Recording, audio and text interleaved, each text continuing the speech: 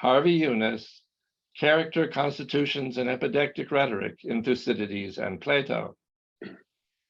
Thank you very much, Don, for the introduction, and I'm very glad to be here. Thank you, everyone, for showing up, and I look forward to discussion.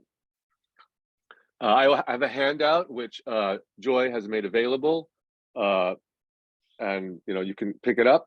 I will, as I get to each passage, I will switch to the to PowerPoint to highlight, to display that passage, and then we go from there. All right. In Book 8 and into Book 9 of the Republic, Socrates leads his interlocutors, Glaucon and Adimantus, in a conversation that examines the deficient types of constitution, timocracy, oligarchy, democracy, tyranny, that arise in consequence of the demise of aristocracy, which is Socrates' term for the just ideal state that he has just finished describing. At the same time, Socrates also considers the types of human character that are analogous to and aligned with each deficient constitution. That is, individuals who are in turn timocratic, oligarchic, democratic, and tyrannical. My purpose today is to consider how this section of the argument in the Republic functions, and in particular to examine how it borrows one feature of Pericles' argument in the Funeral Oration in Thucydides, and sharpens that borrowed feature into a weapon that serves Plato's purpose. A brief clarification before proceeding. What are we talking about when we talk about character in this context? In Republic Book 8, Plato has Socrates repeatedly use the words ethos and tropos in both singular and plural to refer to what we would call character, as in this passage that introduces the argument at the beginning of the book. This is handout 1.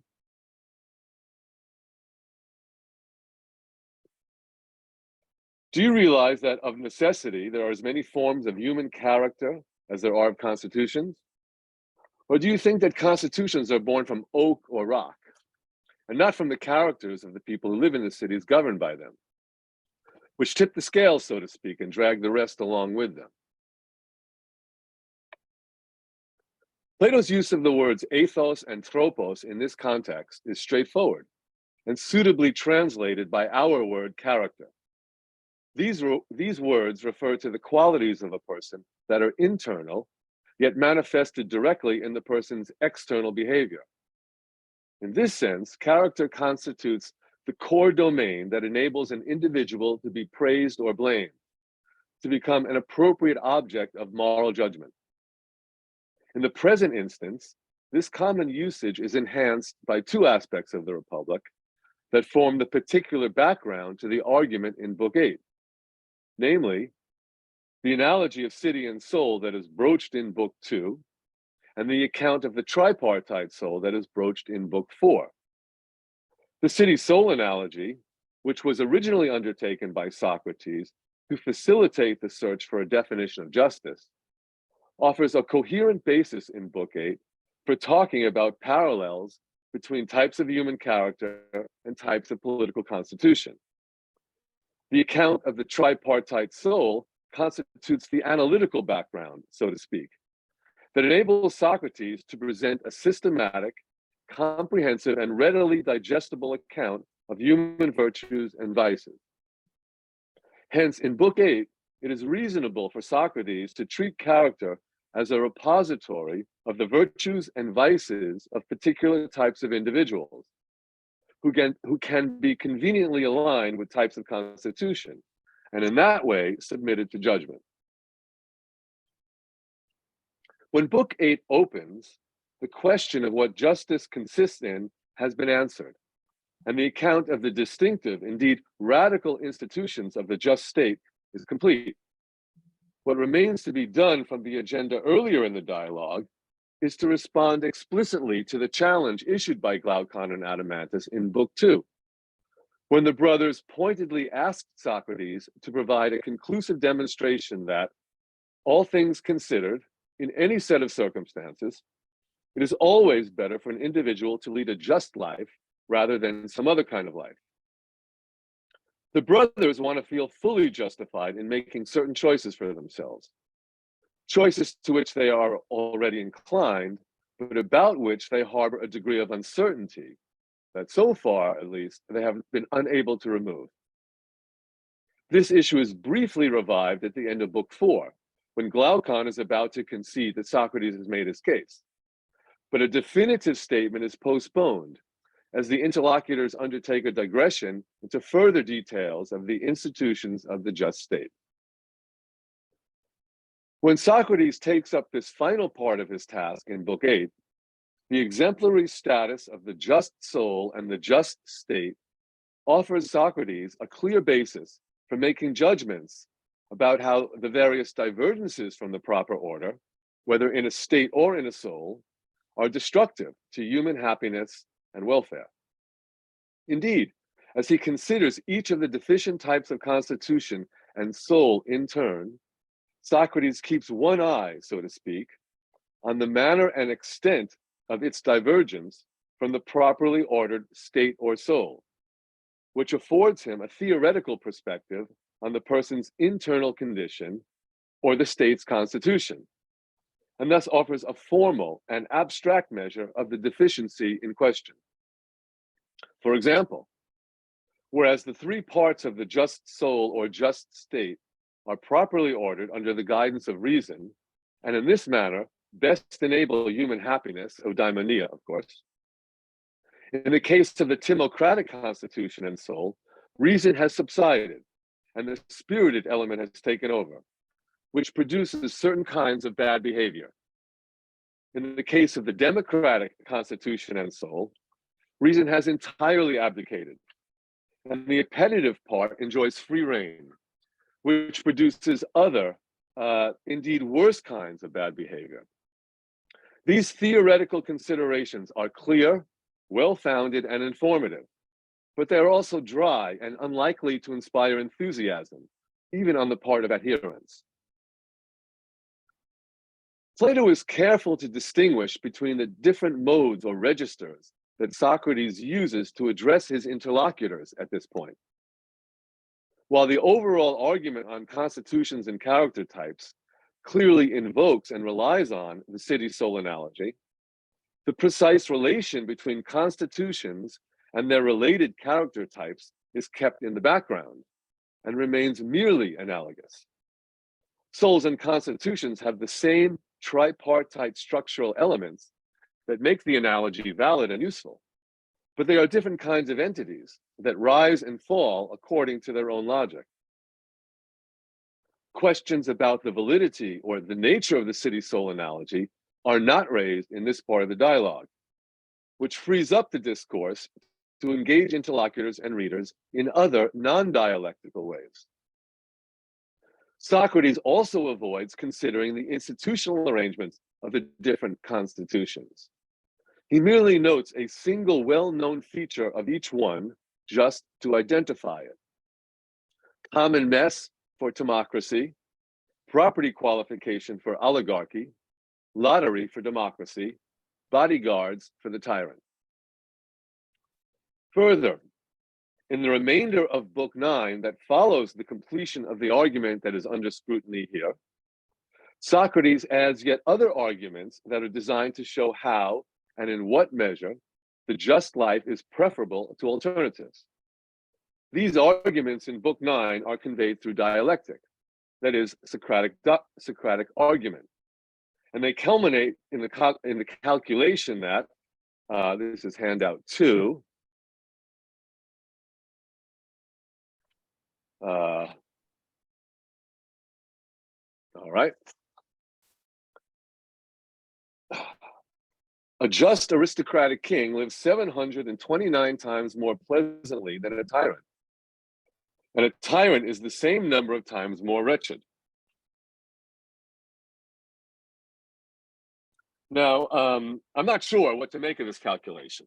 As with other similar passages in the Republic, for example, there's a famous one at the very beginning of Book 8, although that precedes the argument, that immediately precedes the argument I'm concerned with here. In any case, all the arguments on the superiority of justice that are based on theoretical considerations and conducted through dialectic are clear, strong, and yet insufficient for the task at hand. They do not offer Glaucon and Adimantus the kind of instinctive, unassailable conviction about justice which they sought back in Book 2, when they made clear their doubts about justice through strongly worded, highly imaginative, and utterly penetrating rhetorical presentations of the dire plight that might realistically be faced by the just man in the world we inhabit. It suffices just to recall those speeches by Glaucon and Adimantus, especially the compellingly presented story of Gyges' ring, to realize what sort of reply would satisfy them. Namely, a reply that, like the speeches which the brothers put forward, vividly invokes real people making real choices about real problems. Needing to meet his interlocutors on their own ground, so to speak, which is a basic principle of both dialectical and rhetorical discourse, Socrates presents a series of vignettes that display the types of human character that are analogous to the types of constitution. This discourse is imaginative, emotional, and entertaining. And even though it is not historical, it does have a clear narrative movement with beginning, middle, and end, as each constitution and character type is shown to evolve out of the previous one, from the philosophical king through the degenerate types of timocratic, oligarchic, and democratic, to the tyrant, who forms the climax of this sorry but amusing tale. The individual vignettes that together comprise this story consist of brief narrative moments in the lives of people with this or that sort of character. For instance, this is handout 3.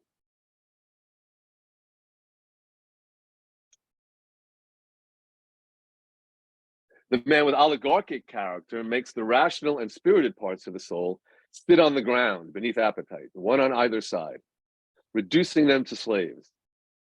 He won't allow the first to reason about or examine anything, except how a little money can be made into great wealth. And this concerned with the democratic man, handout 4. The man with democratic character yields day by day to the desire at hand. Sometimes he drinks heavily while listening to the flute.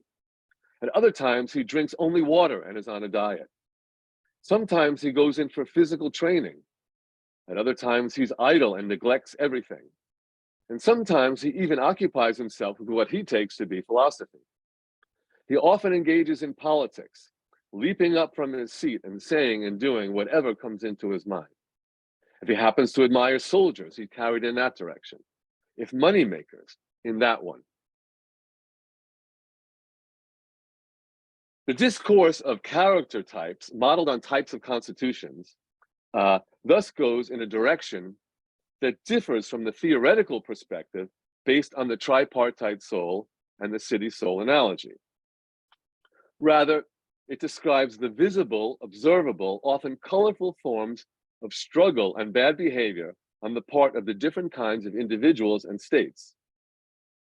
The vignettes provide the impetus for Socrates' interlocutors to make immediate instinctive judgments about what is praiseworthy and blameworthy on the basis of their own convictions, and quite apart from the views that Socrates has put forward and defended in the course of the dialogue. Indeed, Socrates peppers this discourse with frequent references to the acts of judgment, krisis, which the auditors of Socrates' narrative are called upon to make. When Socrates reaches the case of the tyrannical man, Plato notches up his language to what one might call his exuberant style. I take that from Dionysius of Halicarnassus, in order to intensify the reader's engagement with the narrative even further. Now this is handout 5.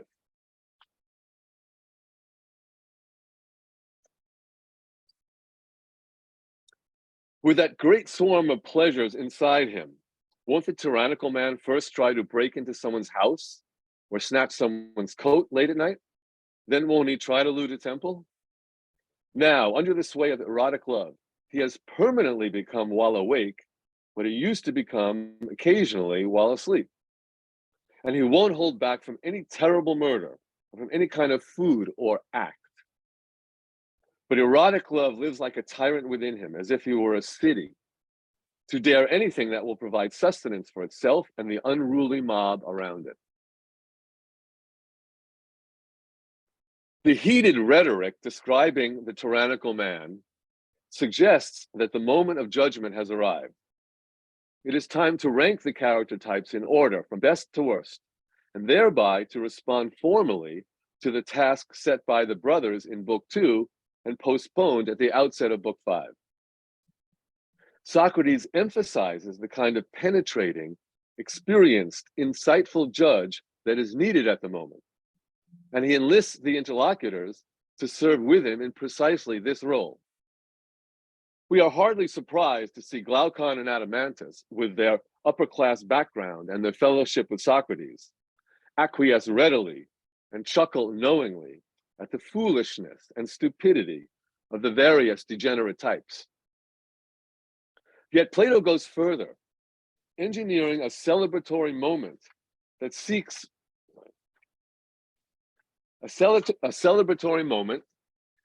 to enlist the anonymous, attentive reader, too, in this act of common judgment concerning the most important choices in the life of any human being.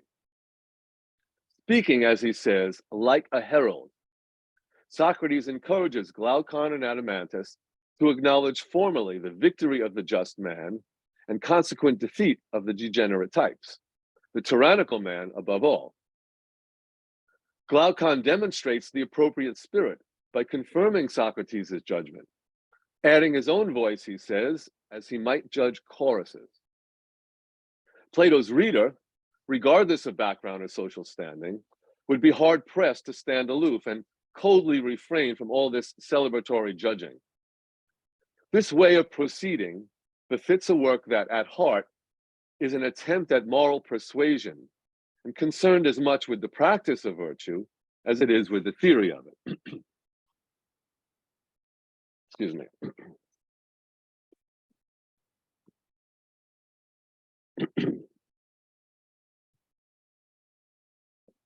This rhetorically inflected argument on character is far from the only instance in the Republic, let alone elsewhere in the corpus, where Plato turns to rhetoric as a means of persuading non-philosophers, be they readers or interlocutors like Glaucon and Adimantus. Recall for a moment, just in regard to the Republic, the speech delivered by the founding philosopher king, in which he persuades the group of founding citizens to go forward with the new state in drastic fashion.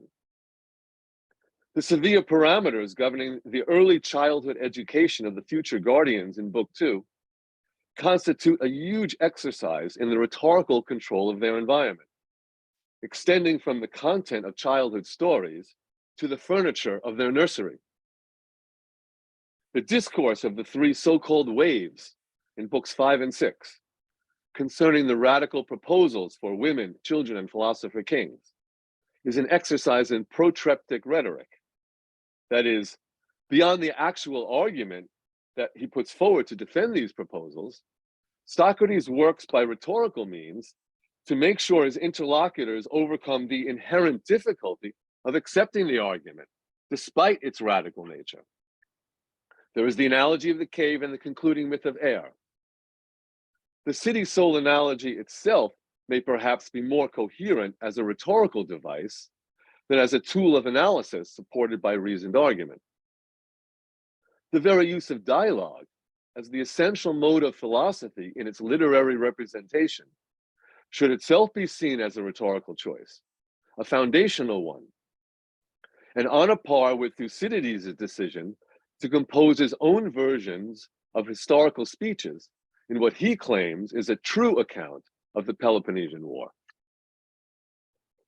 With these examples and this view of Republic Book 8 in mind, I turn now to Thucydides, who, though he makes scant use of the word ethos, and does so in a way that is not pertinent here, does use the word tropos to mean character.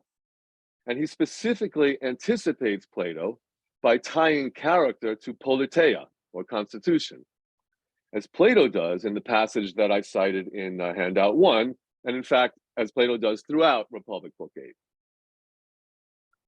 Towards the beginning of the funeral oration, and anticipating the argument to come, Pericles will omit discussion of the Athenians' wars with Greeks and barbarians, through which they built up their empire.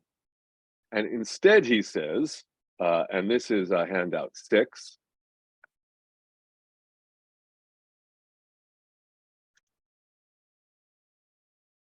what I want to do is to discuss the spirit in which we faced our trials, and also our constitution and character, you see the words there, which have made us great.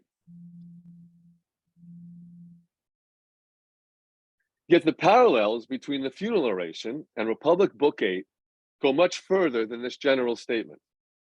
As one commentator has noted, there are several places in the funeral oration where Plato in Republic Book 8 must have this or that passage in mind. To take the most prominent example, in section 240 of the funeral oration, getting to the heart of Athens' democratic character, Pericles speaks of the ability of Athenian citizens to perform different notable activities within the compass of a single life, pursuing wisdom while observing moderation, pursuing wealth for strictly practical purposes, engaging in Athens' political institutions while maintaining a household, fighting bravely in war while retaining the habit of sober deliberation. This set of claims culminates in Pericles' boast, handout passage 7, please. Pericles' boast, that each single one of our citizens in all the manifold aspects of life is able to show himself as his own person, and do this, moreover, with exceptional grace and versatility, eutrapelos. Plato's attention to this passage in Thucydides is evident from Socrates' remarks on the extreme variety of pursuits undertaken by democratic individuals, as seen in that was the passage in handout 4, as well as elsewhere in Book 8. From physical training to lounging about to philosophical discussion, from warfare to business, from politics to the withdrawal from the public realm. There is then remarkable agreement between the two authors in regard to one point at issue. Thucydides' Athenian citizens and Plato's democratic man both indulge in extreme variety, pursue multiple kinds of activities and lives at once, and particularly enjoy the freedom to do so. Both authors consider this behavior a matter of character related to the democratic regime. Both authors omit constitutional details about democracy or other constitutions in favor of describing human motivations in particular circumstances. There is also, of course, this significant difference between the two authors. For Pericles, Athens is a model for Greece. For Socrates, it is a model of what to avoid. What constitutes praise in Pericles' mouth is a source of blame in Socrates'. Athenian versatility, eutrapelos, as Thucydides had Pericles phrase it. Athenian versatility, reminiscent of Odysseus, is for Pericles a good thing, while Socrates, relying on the Republic's core doctrine that each individual should properly pursue a single activity or occupation, finds it to be destructive. Further, at the very end of the passage in handout 4, I'll get back to that here. The very end of this passage, which we looked at earlier, Socrates makes the claim at the end of this passage, which I omitted in my first reading of it, that there's neither order nor necessity in the life of a person with democratic character.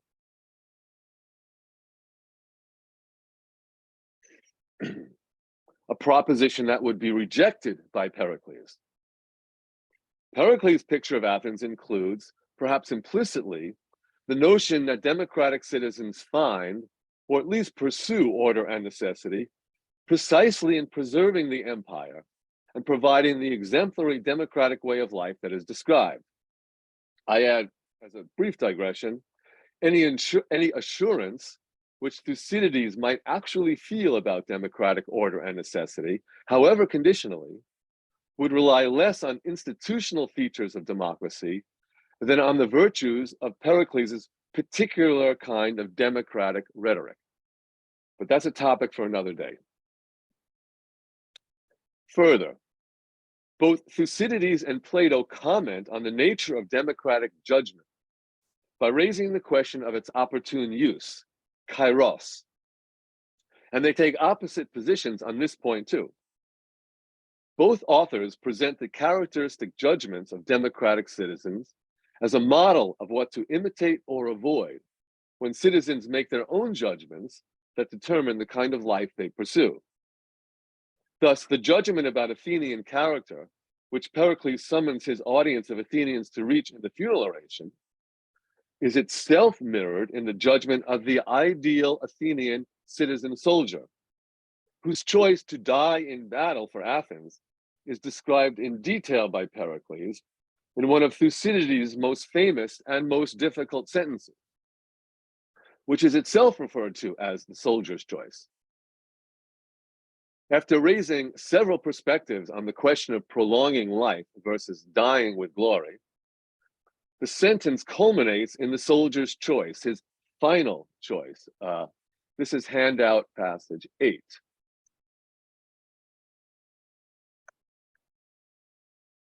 So this is the end of the soldier's choice, and it's his actual, the moment that describes when he makes the choice. Now, these democratic citizens, Pericles says, fled from disgrace, but faced up to their task with their lives.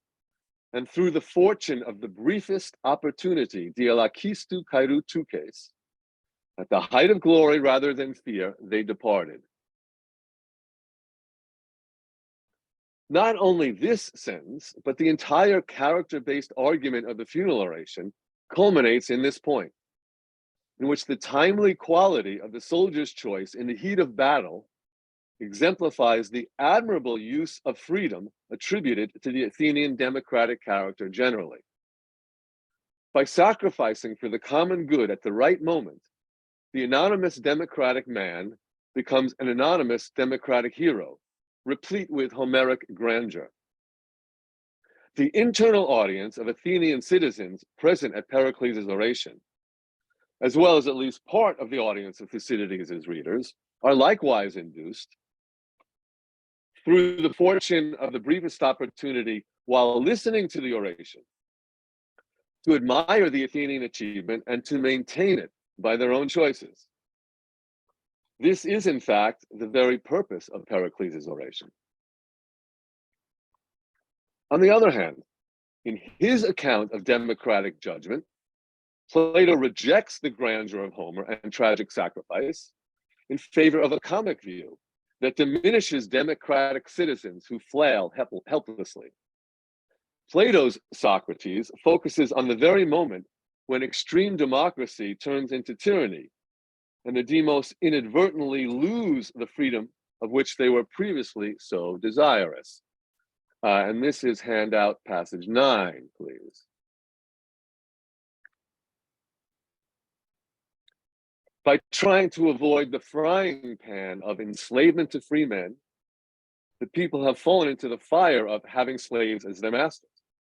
And in place of the great but inopportune freedom, akaidu eleuterias, they enjoyed under democracy, they have put upon themselves the harshest and most bitter slavery to slaves. Inopportune freedom is freedom that is used for bad purposes with bad results. And the bad self-deceptive choice made by Socrates as democratic citizens, the moment they think they are acting in absolute freedom, is the moment they make themselves slaves to the tyrant. Is presented as a warning to Plato's readers of what to avoid in their own judgments and use of freedom if they want to prosper. Recall Socrates' statement that invokes kairos in Book 2, when, as Socrates begins to describe the basic requirements for a city to exist at all, he faults the democratic type person who does many jobs, in contrast to the person who concentrates on the one job for which he or she is best suited. Handout 10, please.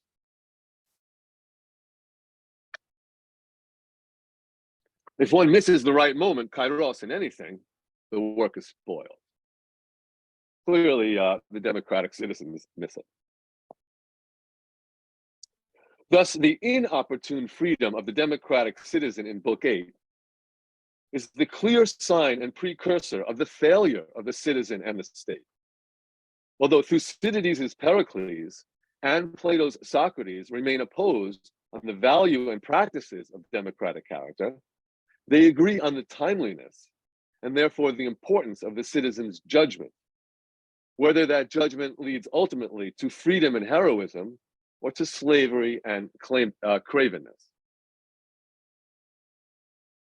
Thucydides' achievement in the Funeral Oration is a paradigm of epideictic rhetoric, not indeed in the sophistic, competitive, playful mode of epideictic that was pioneered by Gorgias and criticized by Plato, but in the serious, didactic Aristotelian mode, in which epideictic is a vehicle for praising virtue and disparaging vice, and useful to citizens for that very reason.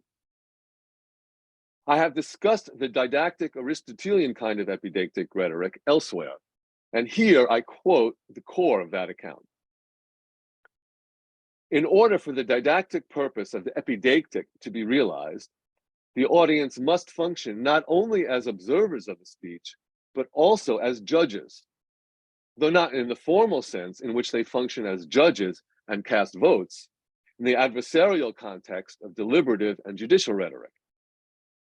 The kind of judgment that takes place in serious Aristotelian epideictic exists purely within the minds of the individual members of the audience, and it does not involve a choice among formally expressed alternative propositions. Rather, epideictic judgment of this kind consists in the auditor's reaction to the praise or blame meted out by the speaker. Is the auditor persuaded that the speaker's account of praise or blame is appropriate, well-founded, and deserving?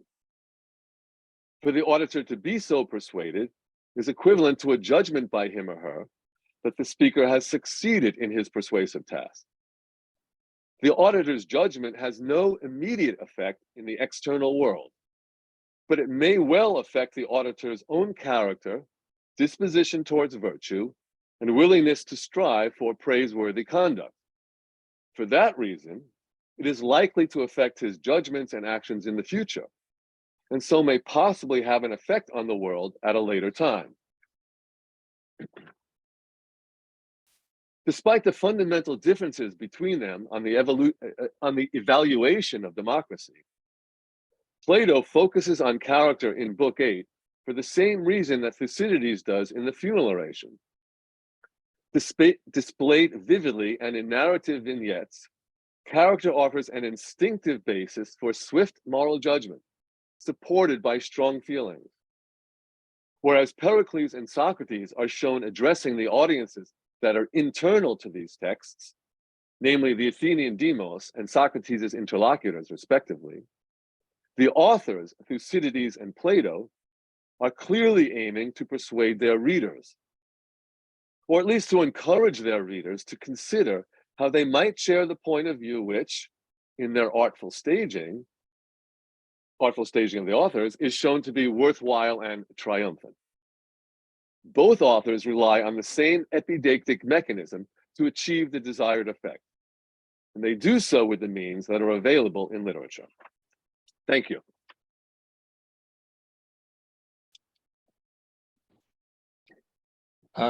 Thank you, Harvey. I'll applaud on behalf of the muted hordes. Those of you who've been to these before know that we use the raise your hand function, which you can find under reactions, for asking questions. If you have difficulty with that, you can also use the chat, either send a chat to everyone or privately to me, and I can relay the question. So let's start out with Nick Smith. Yeah, hi. That was very interesting. I hadn't really ever compared the stuff in books 8 and 9 to Thucydides in that way. It was I found that really interesting. The question I had was really about what's going on with Thucydides, because there is this epideictic speech in all the sense that you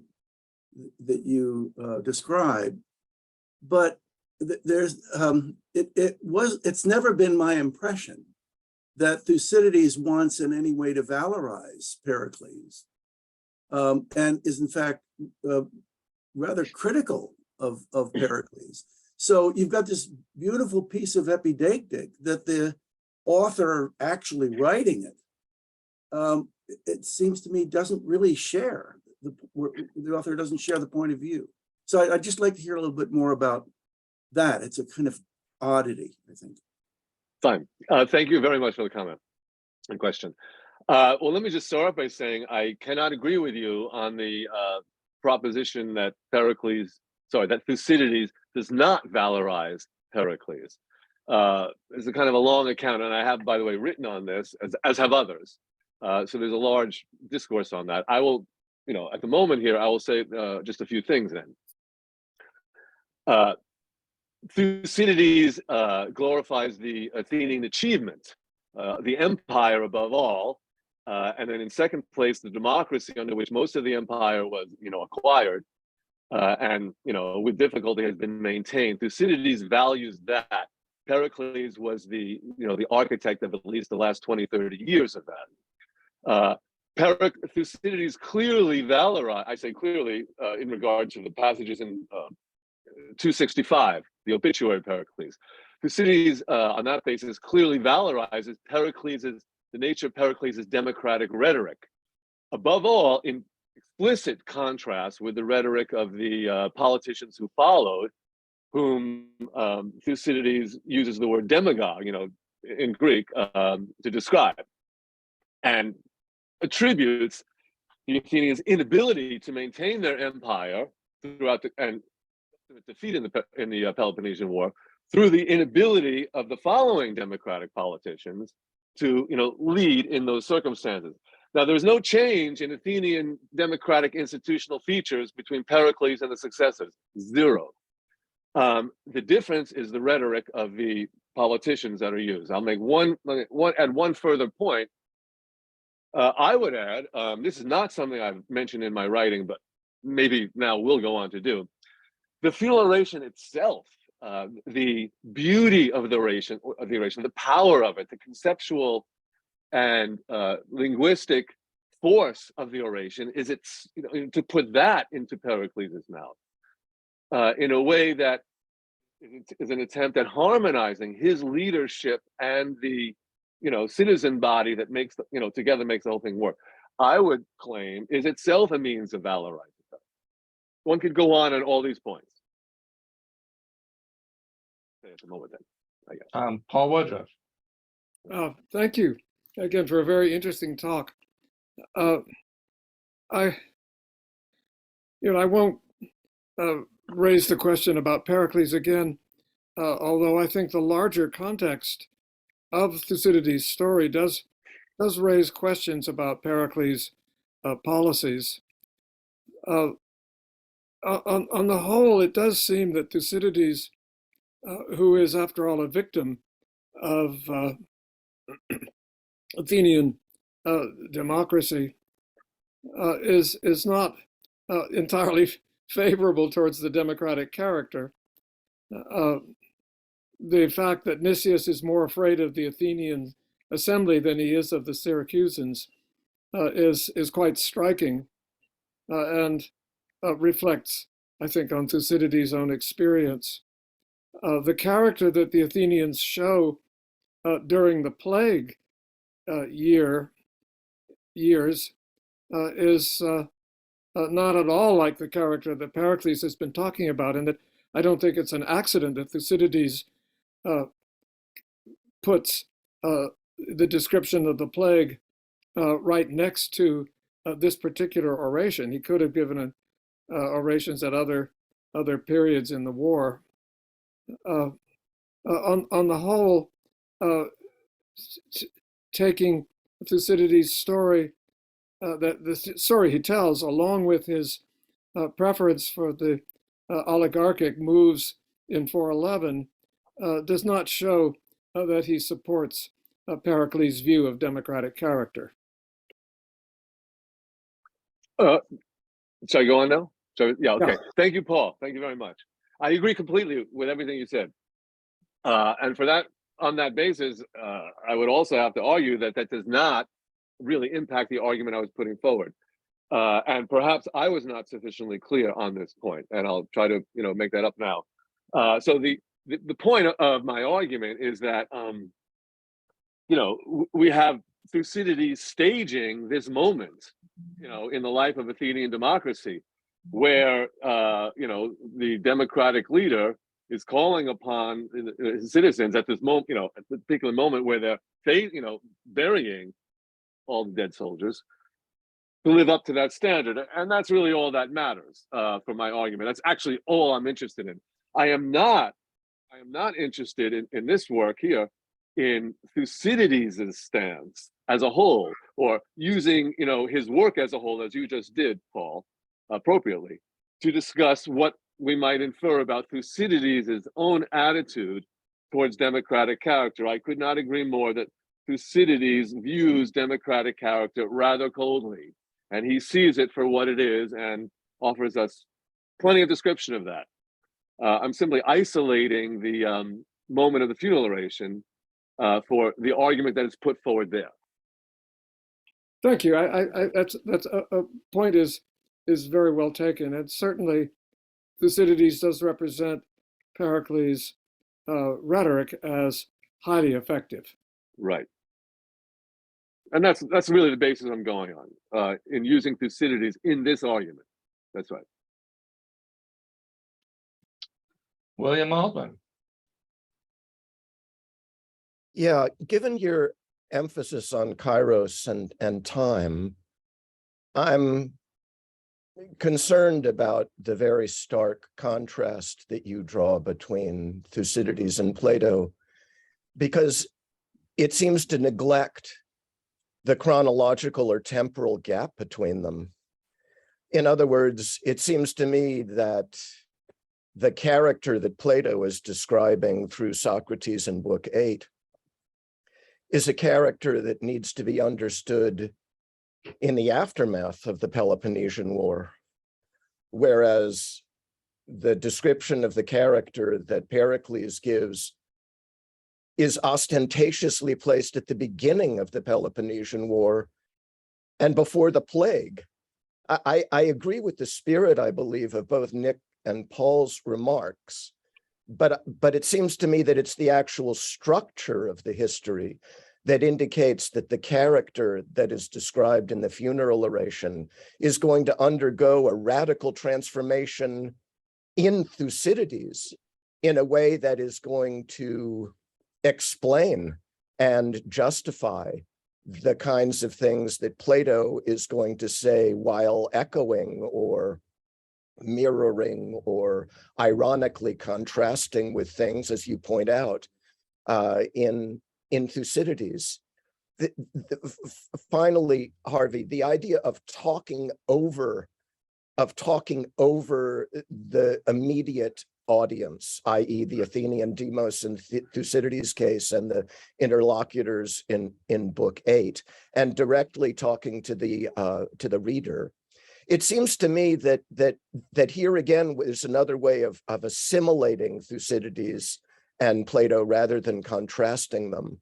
In other words, for the reader of Thucydides who reads the funeral oration and then is immediately plunged into the plague, that one realizes that the halcyon character as described in the funeral oration is about to be blown out of the water, and that the reader is challenged to decide what really is Athens and what really is emulatable. And similarly with Plato, it seems to me that that when you describe the smug reaction of Adimantus and Glaucon to the descriptions, their knowing smiles as they agree with these critical portraits, is that it seems to me that a democratic reader will push back. Anybody that's a true Democrat will push back on Plato's description of the democratic man and say, yes, although I may have the tendency to be a formless shapeshifter that goes from one delight to the other, still I can acquire the discipline necessary to preserve a democracy and even recapture the spirit of the school of Hellas as demonstrated in my friend Thucydides' funeral oration. Oh, okay. Let me take the second item first then. It's fresher. Well, both Thucydides, I mean, any author back in ancient Greece as well as today, we cannot control, authors of written text cannot control the reactions of their readers. They can, prep their readers, push their readers, etc. So how say a resolute democratic citizen might react to the argument in Book 8, that's quite possible what you say. And Plato, I'm sure, was completely aware of that. And perhaps he was willing to, counter and accept such aspect as part of the, environment in which his work is disseminated. I have no problem with that, therefore. Now, the first part of your question, or the first question you raised, as you said, it goes on in the spirit of the two prior questions, Paul and Nick. So again, I'm pushing back in the same way here.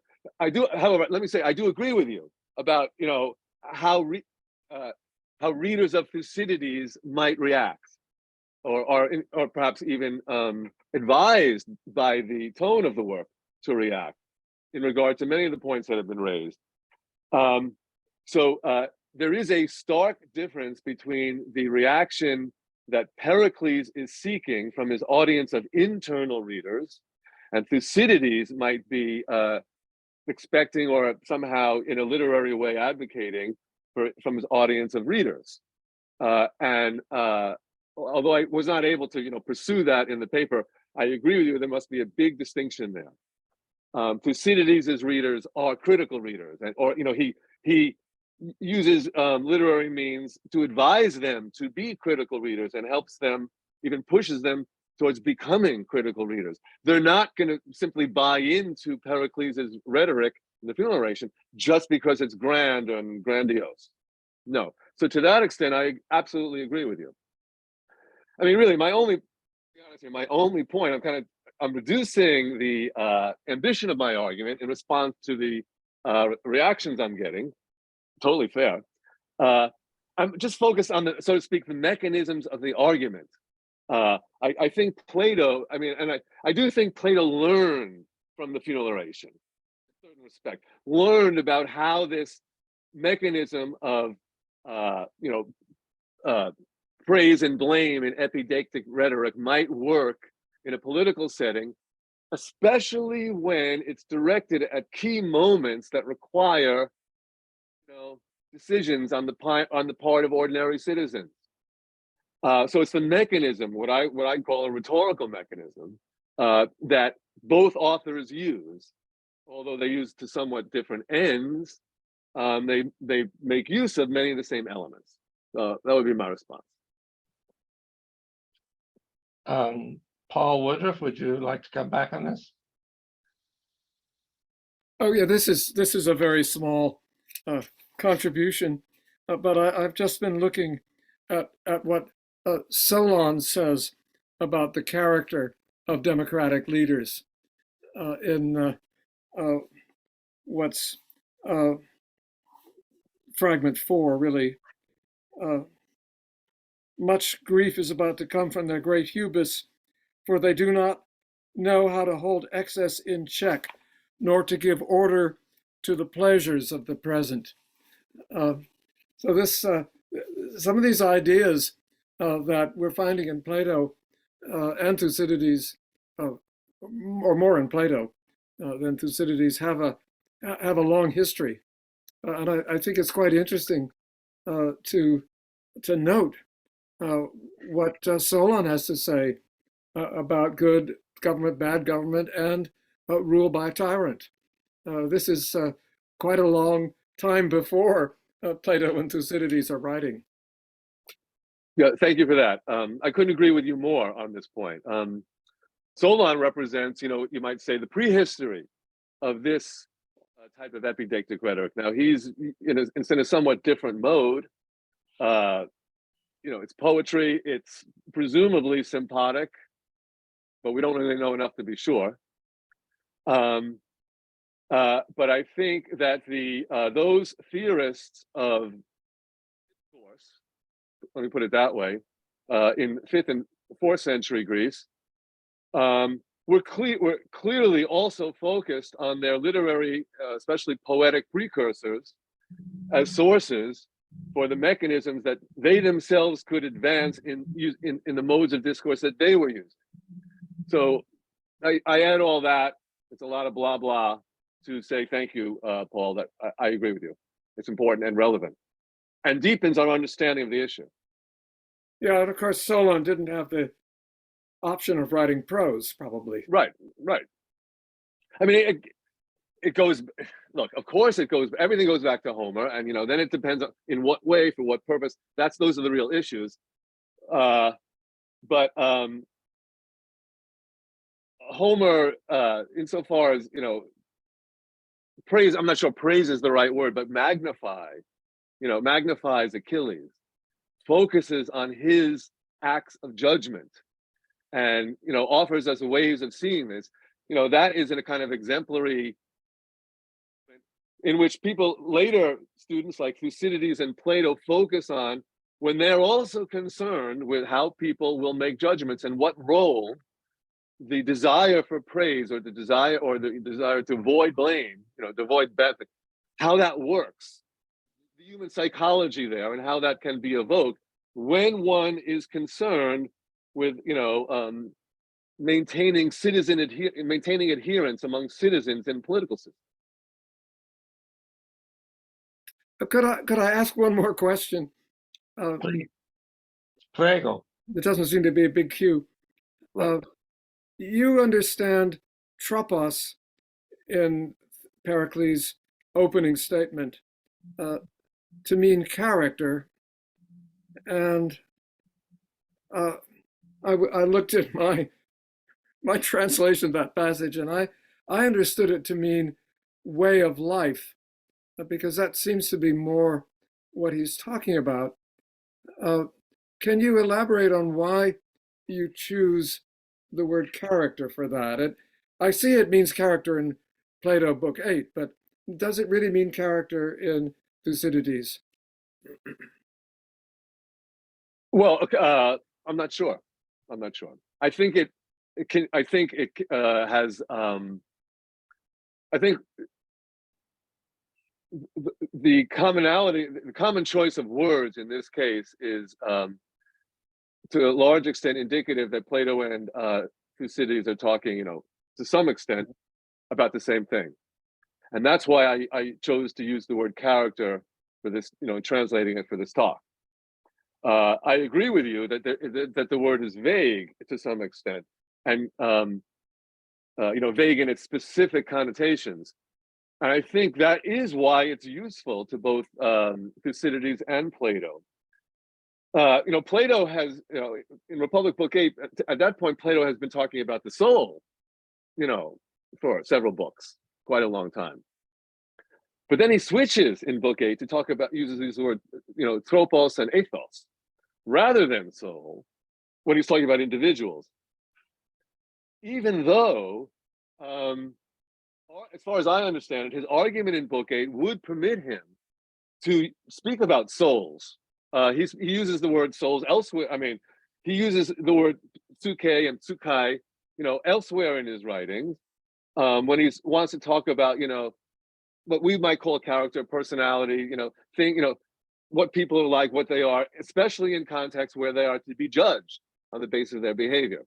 So I agree with you that there is an issue about the meaning and use of the word tropos, how we are to understand it. Nevertheless, I do believe there's an essential, however we want to look at it, overlap between what Thucydides is talking about there and Plato, and that these words in particular allow, even encourage that kind of overlap. That's how I would answer it. Thanks. Yeah. All right. Well, Marjana. Thank you very much for a wonderful talk. I have a great admiration for your work in general. I just have a small comment on your translation of kairos in the funeral oration. I'm not sure whether we should translate it as the right time or maybe just the time in general. Maybe it has just a general meaning. And I think Tihes doesn't go with the kairu, but with what follows, Tihes hamak me, or something like that. So after a briefest time, briefest moment, they decided to sacrifice their lives while at the height of their fortune. Right. Something. Right. Just a suggestion. Okay. Thank you for bringing it up, and that it's absolutely fair to bring that up. What does he mean there? I do. I would struggle to accept the notion that Thucydides is at this sentence that that's my passage, handout 8, 242.4, the soldier's choice, the culmination of the soldier's choice. At that moment, perhaps the most dramatic moment in the funeral oration. In any case, a very dramatic moment in the oration, that Kairu is going to be hanging. I just do not. I mean, I don't think the Greek works. If it's a dramatic moment, then we are forced, I would say, to take two case with Kairu. That would be my response. I mean, there are other reasons for translation than that one, but that would be the one that I would have to go with. It was simply if saying that if Thucydides has Pericles saying there, just it's a brief instance, that's all. But it's not something that is a turning point.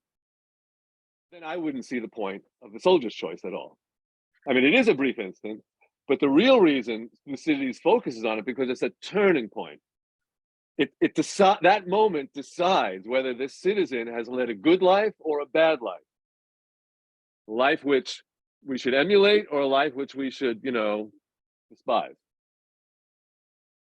And I think, I'm sorry, you go ahead. Is elahistos the right epithet for this type of a turning moment? Yes, it is, because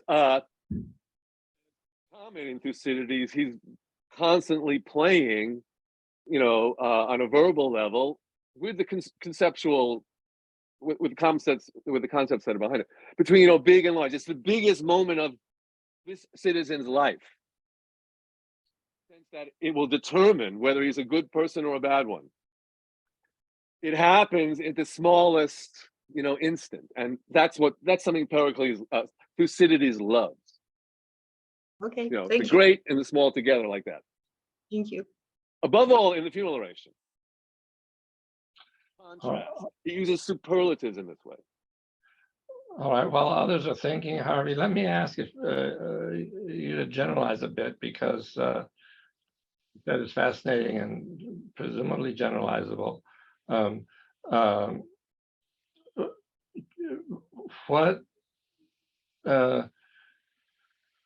What can you say sort of more in general about Socratic rhetoric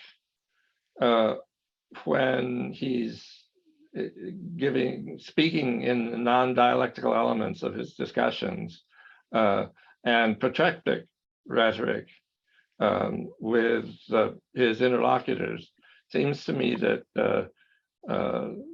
there's likely some general connection there that you have thoughts about. So let me just ask. Yeah, well, I mean, there might be many ways to approach that question, Don, and it is I believe, for me, that is a central question in dealing with Plato. By the way, and this is also one respect in which we can see Plato is distinguished in respect to the other writers of Socratic logoi. Other writers show Socrates engaged with interlocutors, often explicitly in the role of an advisor, more so than in Plato. But we don't have, in those other writers, we don't have the same moral force brought to bear in a literary way on the issue, the issue in the sense of, the outcome of the person's decision-making and Socrates' influence on a person's decision-making. Now, I did mention, I'll just reread here one sentence from my paper, a brief one. This way of proceeding befits a work that at heart is an attempt at moral persuasion and concerned as much with the practice of virtue as it is with the theory of it. So for me, this is really the essential through line for much of Plato's work in general, above all in the Republic. And to offer a very brief, but nevertheless something of an answer towards your more general question about Socrates and how he interacts with interlocutors and everything. I said that I viewed Plato's choice of using dialogue as a representation of philosophy, or as a way of representing philosophy in his literary mode. I viewed that choice as foundational and key, precisely for this reason, that it is shows us Socrates engaging with people, all different kinds throughout the corpus, of course, engaging with people in ways that matter for their choices. Socrates is aware that what he says matters for their choices. And here, fall back, you asked me a general question, I'm going to fall back on the Phaedrus. Socrates portrays there the ultimate rhetorician as the one who can size up any audience or even any single interlocutor, size up their character and figure out on that basis what the person needs to hear, what kinds of discourse based on the person's own character as a starting point, to improve that person's likelihood of making the decisions that lead towards virtue. I mean, Socrates in a certain sense can be viewed as a walking moral advisor. In Plato, he does not do it directly. The kind of thing tends to fail when you do it directly. Socrates doesn't normally, sometimes occasionally, but not normally lecture people. He uses other means to encourage them towards virtue. Oh, let me be provocative. And if this is Socrates' purpose, and he usually fails, this is a pretty strong indictment of Plato's Socrates. That's for sure. I'm not sure he usually fails. He frequently fails. In a certain sense, he failed in regard to his, the philosophical mission that's described in the Apology. In that respect, he failed. He did not make Athenians better. He did not make Athens a better place. He didn't leave it much better than it was to begin with. That's true. I think Plato was quite honest about this. This is just the way it is. I mean, nevertheless, it shows us Socrates doing this. Yeah. We're asked as readers, and then we are asked implicitly to assess the force of it. All right, other questions or comments from the group? I invite you. I have a question, Professor Morrison, if there's Please. no one else. Can you hear me all right, Professor Yunis? I can, thank you, yeah.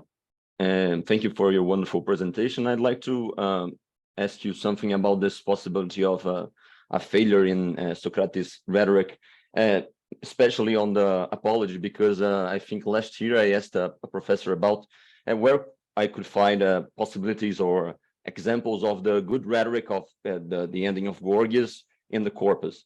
if there was any example of the good rhetoric, the true rhetoric that would not aim at bringing pleasure, but would aim at organizing the soul and promoting virtue and getting rid of the vice. And this professor told me to look at the Apology and then Menexenus. I didn't really like this answer because I don't like Menexenus. It's my least favorite dialogue. But the Apology is one that always has intrigued me a lot because he appears to fail.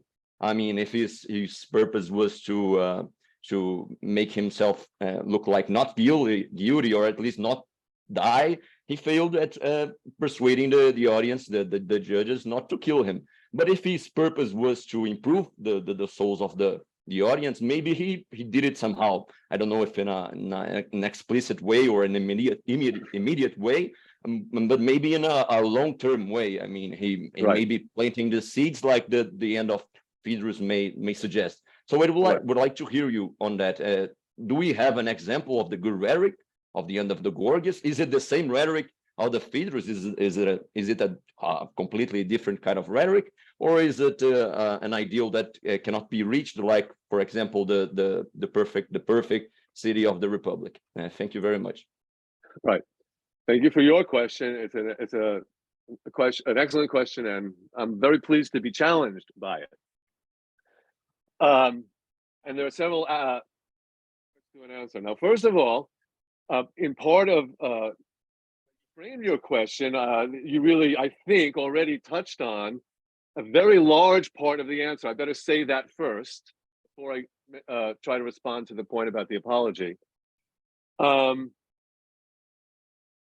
this was the point of the paragraph that I read towards the end of my talk where I described what I'm considering the mechanism of serious, and I call Aristotelian epideictic, the discourse that, now this discourse doesn't always need to be explicitly focused on virtue and vice in order to function as, encouraging virtue and discouraging vice. But just as Socrates, in the Apology describes his indefatigable mission, going around addressing Athenian citizens and summoning them to pay attention to their souls, etc., blah, blah, blah. And without regard for the success or failure of that mission, which I'll get back to in a second, so I think Plato takes up the same attitude, has the same attitude in his literary. Following at least one large school of interpretation, describe the Republic as a work concerned as much with the practice of virtue as a theory. It's clearly focused on theory, but as much with practice as with theory. Is the Republic going to change anyone's mind? Ever? I don't know. But if there is but Plato seems to me, as an author, was unwilling simply not to make the attempt. He felt the moral imperative, actually like that of Socrates in the Apology, to continue to create this discourse which would direct people towards virtue. And the epideictic mechanism going on here is one in which, you do not see the effect of this discourse in the moment. Absolutely not. The discourse, this particular kind of discourse, is a discourse that goes into the ear, to use Plato's metaphor in the Protagoras, etc., it goes into the soul and it sits there. And the idea is that it will could over time have an effect. And I think Plato follows Socrates in that regard. Now, in regard to the Apology itself, first of all, I agree with you about the Menexenus, although I don't dislike it at all. I do believe there's an ironic cast over the entire discourse there. So it's not the same thing, in my view, as what's going on in the Apology. Now, the very opening paragraphs of the Apology, Socrates distinguishes his rhetoric from the rhetoric of the prosecutors, etc. Everyone recalls this. In a certain sense, Socrates there is saying, this is what good rhetoric amounts to, where I tell you what the truth is, as I see it. And, that's my job. To that extent, he does fulfill that. the problem in the apology, as he also says explicitly, he doesn't have enough time. He has, the water clock is running. He's got whatever it may be, 45 minutes, an hour, whatever the finite amount of time, short finite of time might be. And the argument is so difficult that it really is almost impossible to make it successfully on a large scale within that amount of time. But he says, again, explicitly, I do my best. And that's how he sees it. In that sense, he's a hero, under trying circumstance. He's not the triumphant hero. He is the hero, the indefatigable hero. There's more that could be said on that point. All right. Nick Smith. Yeah, I just wanted to amplify just a little bit the thing that Harvey just said. I'm becoming a little uncomfortable with all this talk about Socratic failure. Socrates at the end of after he learns the verdict is astonished at how close the vote actually ends up being. Right. So he seems to think that he has had kind of unbelievable success against the tallest of odds. So that's the first thing. Second thing, if you understand what's going on in the Euthyphro the way it's understood by Diogenes Laertius, Socrates actually gets Euthyphro to cease and desist from what his family and what all his friends have been trying to tell him, stop, don't do that. Somebody gets him to do it at least for that one day. I think if you're finding Socratic failure, the question to be asked is this: why is he failing, right? Why are things not going the way he would ideally like them to go?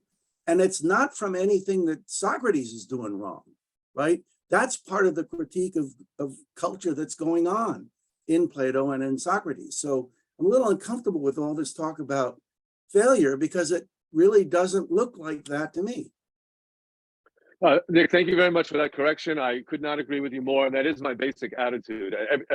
The actual examples you raised are absolutely appropriate, especially the end of the apology. I would add to what you just said that it's Aristotle who, following everything we're talking about, of course, has something of a nice vantage point on this particular question when he explicitly goes on to define rhetoric, or, insofar as rhetoric is an art, it is one in which we must carefully delineate what kind of effects the speaker can actually have, how we define success and failure on the basis of the art. So as Aristotle says, the rhetorician's job is to assemble blah, blah, blah, the persuasive means to find the most persuasive case that can be made in any particular circumstance. That is rhetorical success. And, that level of success, which is already extreme, is absolutely something we want to attribute, I would say, to Socrates as he is portrayed in Plato. And also we would want to attribute to Plato as a writer with, moral concerns. The hard timber, what was it? Isaiah Berlin spoke about that, right?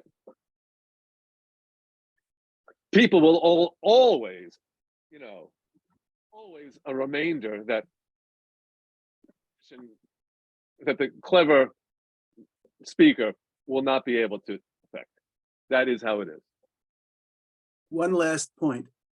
Who but Socrates could make Thrasymachus blush and sweat? Yeah, right. And that's it, right. For Plato to show that and show that in a way in which it seems to be natural. It's, there's nothing, literary naturalness of the whole scene and its effect are just marvelous. And when we read it, we believe it. That's what's happening. Thank you for mentioning that. Sandra Peterson. Oh, first I had a clarifying question, and then I have my real question. And I thought, it was my impression that you thought that the Republic did convince Glaucon and Adimantus of something. You thought that was a successful speech. Yeah, can I answer that first then? Oh, yes, that's what I want. Yes.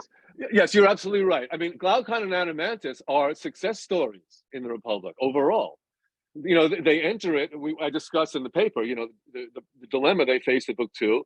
At the end of by the end of the Republic, they are convinced in terms in which they themselves want. You know, the extreme conditions they set. By the way, let me add. Similarly, the Phaedrus is the dialogue Phaedrus is a story of someone who is converted to philosophy, successfully converted. Now, we don't see what happens, you know, once he becomes after that, but he's successfully converted. He's determined to change his life. Anyway, go ahead, please. Okay, so then, all right, so Glaucon and Adimantus are convinced by the speech of the Republic. And you were saying that Plato also wants to convince the reader. Well, I'm a reader, and reading the Republic, I think, well, if Glaucon and Adimantus are convinced by that, they have a lot more thinking to do. And that's what Socrates wanted to show them.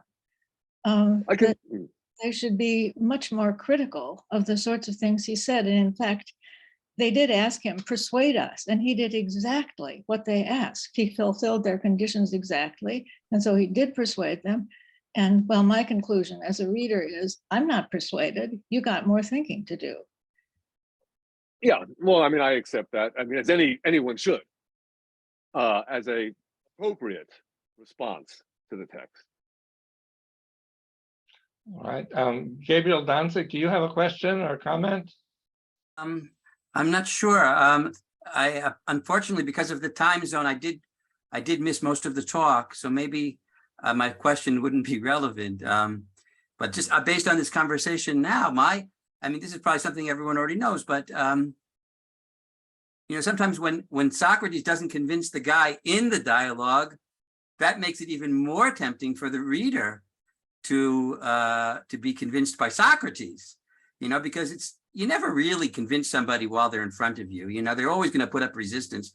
That's a psychological thing. But when you see that guy making this stupid resistance, you feel you want to be on the side of the winner. And so you get on the side of Socrates, and it's Plato really that's convincing everybody, not necessarily Socrates inside the dialogue. Is that something you said already in the paper? I bet it is. No, certainly not exactly. I may have said something. Sorry, I may have implied something that, you know, would be favorable towards that view. I do basically agree with you. In any case, I certainly agree with you that there was a fundamental, that we as readers ought to observe a fundamental distinction, and most of us often do, between Socrates' his attempts to persuade his interlocutors and Plato's attempts to affect, I'll leave it at that, affect the reader. Often that the way in which Plato wants to affect his reader can be described as a matter of persuasion on this or that point, but other times perhaps that's not the most apt way of describing it. But there are definitely these two levels going on. There are, you know, nuances in both, but they are distinct and fundamental. I agree with the point you make about that. Mm-hmm. Absolutely. And I agree with your point that it's not always convincing the reader, it's affecting the reader. I 100% agree with that. Yeah. I mean, sometimes the effect which either Socrates as or Plato as writer wants to create is simply some kind of engagement with philosophy. This is not unlike the last previous comment, Sandra Peterson. What he wants to do is, you know, the language that's used in several places, above all in the Phaedrus, is turning towards philosophy, turning, you know, the orientation of values from conventional value. This is also in the Apology, of course. Giving up the conventional values and making a turn to accept philosophical values. That's the turn that Plato shows Socrates' effect on Phaedrus in that dialogue, and that was his goal, and in that way he was successful. Now, it's not like saved, done. That's the first step on the path towards where the work, so to speak, really is done. But it's a fundamental stage. Now, I also argue elsewhere that that from the point of view of Plato, the writer, this is the work of writing dialogical philosophy. the reader in that way. It is not the work of very dialogical philosophy is not instilling beliefs, but instilling a way of approaching the problem of what to believe and not to believe, which is philosophical.